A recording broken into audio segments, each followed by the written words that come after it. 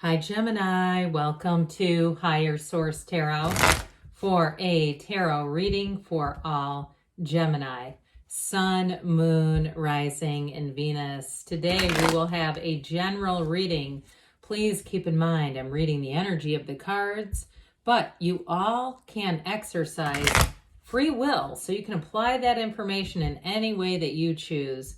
And if you are new here, welcome. I post new readings on Friday, then again on Monday. Fridays are always a general reading. Mondays are something different every week, a different style every week. And if you like tarot and you like the channel, I'd love to invite you to subscribe to Higher Source Tarot.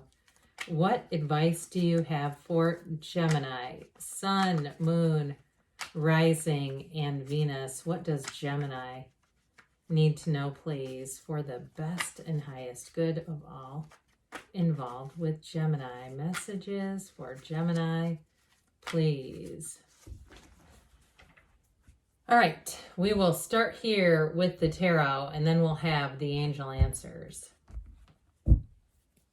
You've got the Knight of Wands, the Seven of Cups, the Death card here, the Three of Swords, the Nine of Cups, the Two of Cups, the Five of Wands, and the King of Cups. Well, I like all this watery energy here. We've got Scorpio here, Pisces, Cancer as well. We've got air and fire. I feel like you may be dealing with somebody who's been a bit indecisive, or they haven't had the greatest follow through. If it's a job where you're supposed to hear from them and you don't, and it's sort of like, I get this, I hear rat race. I also feel like, too, if you've been through a breakup, I feel like you may have sort of a, what I'd call a palate cleanser coming in. So you have one that may be short term, but the real one is here. Okay, there's one here that's going to run the distance when we start to see this combination. I mean, is it love? Yes. Now, I would say, too, though, if you've had an issue with really getting into a niche with your job, too, and you've kind of been toying with a position and saying, I don't think this is the right one. I feel like you have something real coming in here that's going to be it. I mean, it's wish fulfillment. It's your heart's desires. This delivers. Okay, whatever you're asking, it's being delivered right here. But it is about letting go. So I do feel like for some of you, I mentioned with that palate cleanser, it could be this Knight of Wands showing up. They're flirty, they're fun, they're not that serious. They maybe late a lot. I mean, it's kind of somebody that I feel like you're going to have a hard time taking seriously if you're trying to date this individual. And it may be somebody, too, that you've dated or you do date and they just become a friend. And it's kind of funny. There's a comical energy around them. It's just like I said, it's kind of hard to take this one seriously. They're very flirtatious, but again, maybe not the most reliable person in the world. And part of it is the Seven of Cups, this daydreamer's torment energy around it. So for some of you, I feel like you know right away. You know right away that this is not the one. But it's like, well, maybe let's just give it a try anyway. So you might talk yourself into, or being prone to talking yourself into this. But again, if you keep it where you're managing the expectations of it, I think you'll be okay. But if it's like, no, I'm going to get on the back of that horse and we're going to go riding off into the sunset, I just don't get that with this one.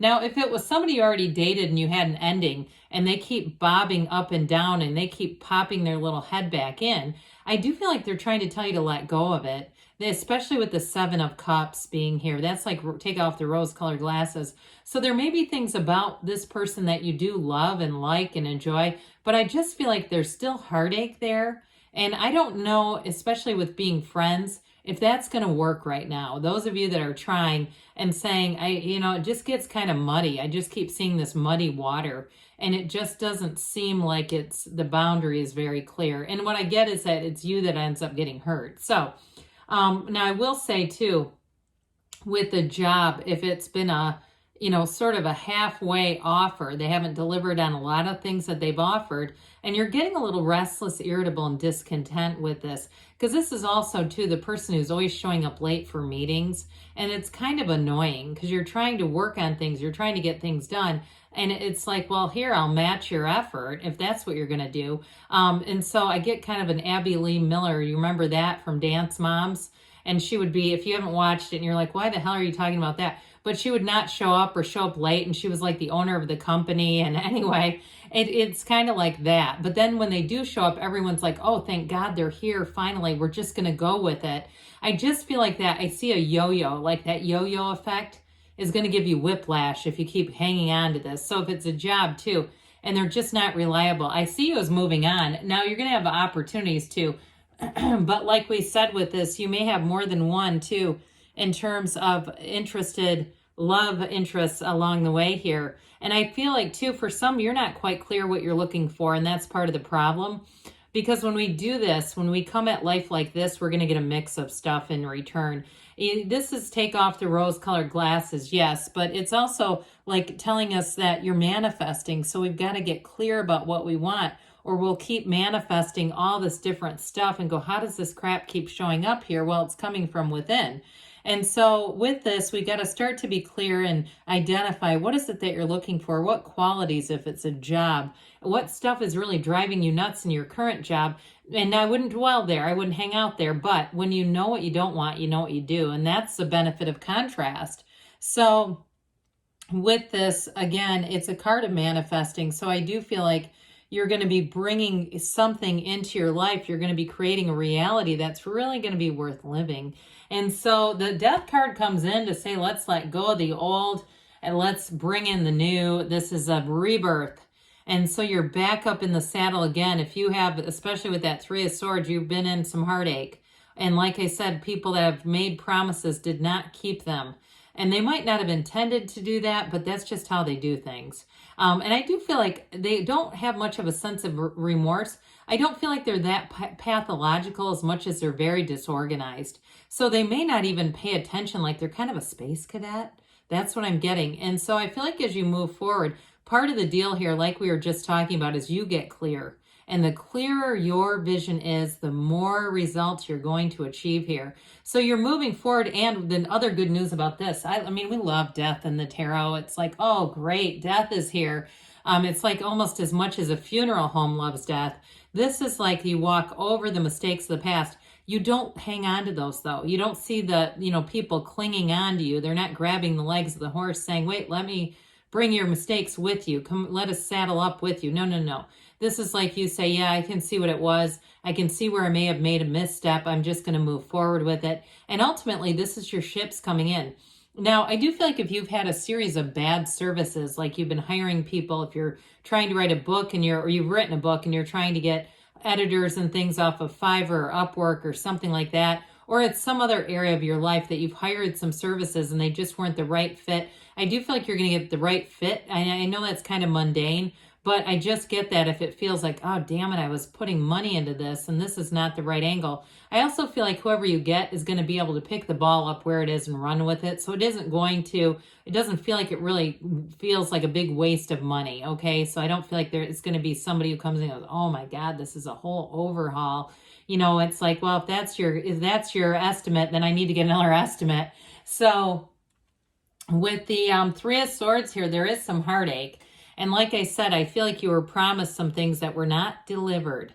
And that gets difficult. Now, the Three of Swords can also be about not letting go. We got to be careful with this one because the more we hang on to this, the more we'll get of it. And the universe goes, oh, cool, you want heart-piercing pain? Here's another situation that brings it. And so we talk about this periodically. I'll talk about it on here too. A lot of spiritual teachers will discuss this. Why people think good things or bad things. Bad things happen in threes before a good thing comes. And generally, we're so sick of it. By the third thing, we say, well, this has to improve.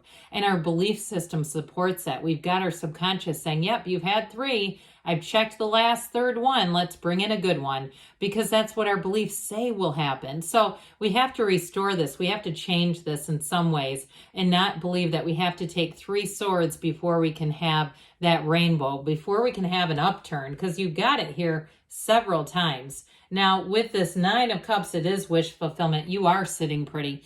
This is truly a time of gain, accomplishment, growth. And I feel like, boy, have you had a hell of a lesson to learn along the way. And with this Nine of Swords, or not Nine of Swords, oh God, ooh, we don't want that in here. Nine of Cups. If it was a job even that you lost, I do feel like you have something better coming in with this. I feel like a lot of it too has to do with trustworthy people and a work environment that's more stable. And if it was something too where it was freelance work, because that whole idea keeps poking into the reading as well, and you just didn't get what they said you would, like, oh, there's tons of it, yeah. And then you're like, oh, I haven't had one job all month. I can't, this doesn't work. I do feel like with this, what you are offered is what you get. Okay, if they say there's going to be room for bonuses, here's your bonus right here. And so you're on the receiving end here. You're on the receiving of well wishes, but more than that, of concrete offers. And in terms of love, this is something that moves your soul. It really is feeling like this is the right one. So if, like I said, you got somebody you're kind of dabbling with, I feel like you have a match showing up here with this Two of Cups. And this one is where you know it's for real. This is the one where you say, this is it, finally. I've had to go through some difficulties in relationships, but it was all worth it. And it was all worth it to get here. Now, if you're in a relationship, I don't see that ending. I feel like whatever turbulent waters you're navigating, it's here to say that you have a partner who will be with you in that period, okay? So I don't want people to get too freaked out. But I will say, too, with this Five of Wands, those of you that are dealing with an ex, I feel like it just brings this into your awareness. I just don't see it as, like I said, that muddy water keeps coming in. I feel like it screws up your energy. And with the King of Cups being here, I don't know why you'd mess with that. I hear that little toad.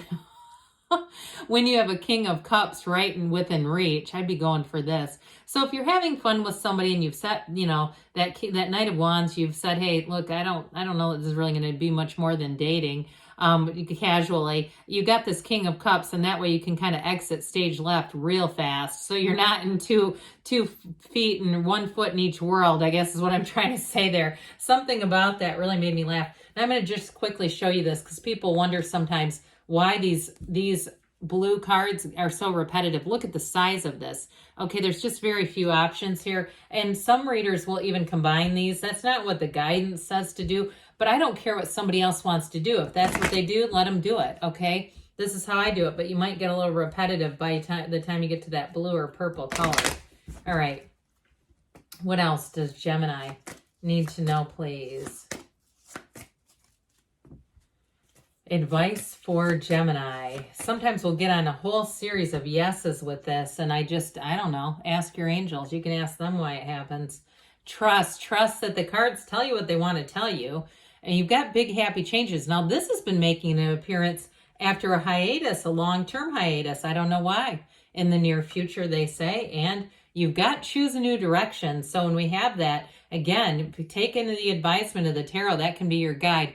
Good things are on the way for you, Gemini. I love you, and I'll be back again soon.